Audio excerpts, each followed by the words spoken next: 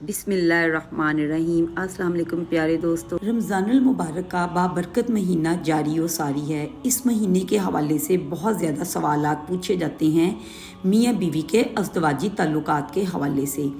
क्या सहरी करने के बाद अपनी बीवी के साथ हम बिस्तरी की जा सकती है?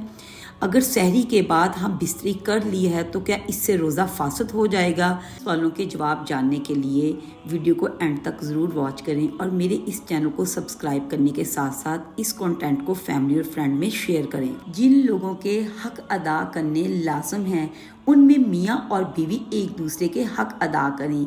ये हमारे मुआशरे की बुनियादी अकाई हैं, जिससे घर खुश होगा, दो ख़ानदान खुश होंगे और रिश्तेदारी में भी खुशी होगी। प्यारे दोस्तों, अक्सर व बेशतर ये सवाल पूछा जाता है कि सहरी करने के बाद अपनी बीवी के साथ हम बिस्तरी करना जायज़ है या नहीं, और अगर सहरी करने के बाद बीवी के साथ हम बिस्तरी कर ली तो क्या इससे रोज़ा फासद हो जाएगा? तो मेरे प्यारे दोस्तों, सवाल तो आपने सुन लिया। अगर कोई शख्स सहरी कर लेता है और सहरी करने के बाद वो चाहता है कि वह अपनी बीवी के साथ अज़दवाजी ताल्लुक़ कायम करे, तो क्या इस बात की इजाज़त है?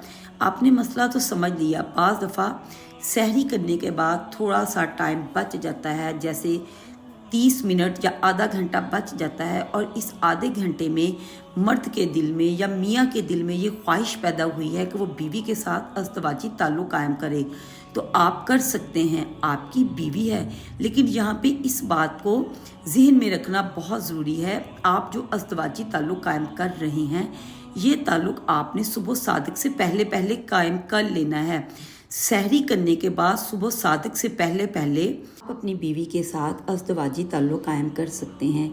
इसके बाद आप गुस्ल करने के बाद अपनी नमाज अदा कर सकते हैं, लेकिन शर्त यहाँ ये है कि आप सुबह सादिक से पहले पहले होना चाहिए। सहरी करने के बाद सुबह सादिक से पहले सहरी का वक़्त ख़त्म हो जाता है। इससे पहले आप अपनी बीवी के साथ अज़दवाजी ताल्लुक़ कायम कर सकते हैं और आप गुस्ल करने के बाद नमाज अदा कर सकते हैं। रमज़ानुल मुबारक के महीने में गुरूब आफ्ताब के बाद से सुबह सादिक तक बीवी से हम बिस्तरी करना जायज़ है।